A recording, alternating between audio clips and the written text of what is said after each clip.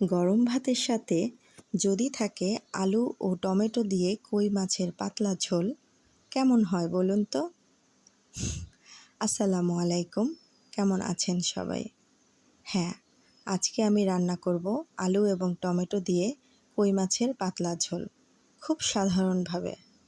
প্রথমে আমি মাছগুলোকে হাফ চামচ হলুদ ও মরিচের গুঁড়া এবং সামান্য লবণ দিয়ে মাখিয়ে তেলে একটু ডিপ ফ্রাই করে নিয়েছি।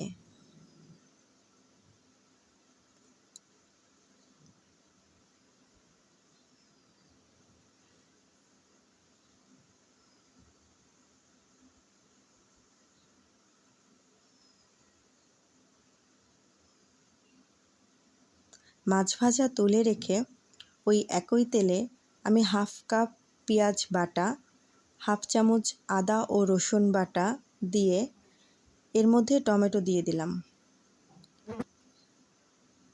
কিছুক্ষণ নাড়াচাড়া করে লবণ দিয়ে দিলাম, হলুদের গুঁড়ো এবং মরিচ বাটা দিয়ে দিলাম।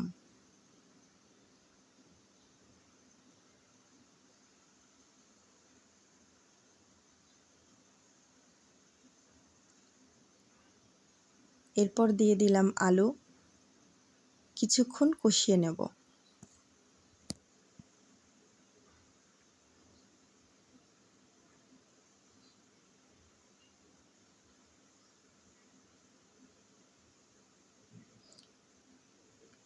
ঢাকনা দিয়ে কিছুক্ষণ কষানোর পর ঢাকনা তুলে এতে আমি পানি দিয়ে দিব আলু সিদ্ধ হবার জন্য।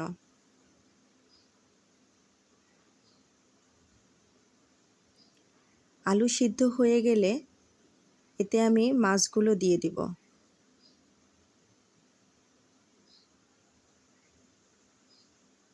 ঢাকনা দিয়ে কিছুক্ষণ রান্না করে নিব।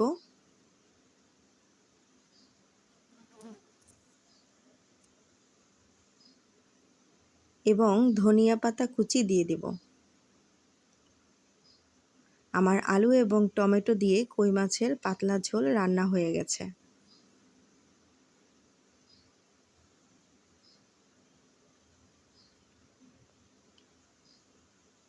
আমার ভিডিওটি যদি আপনাদের কাছে ভালো লেগে থাকে, ইউটিউব থেকে যারা দেখছেন প্লিজ লাইক, কমেন্ট, শেয়ার এবং সাবস্ক্রাইব করবেন।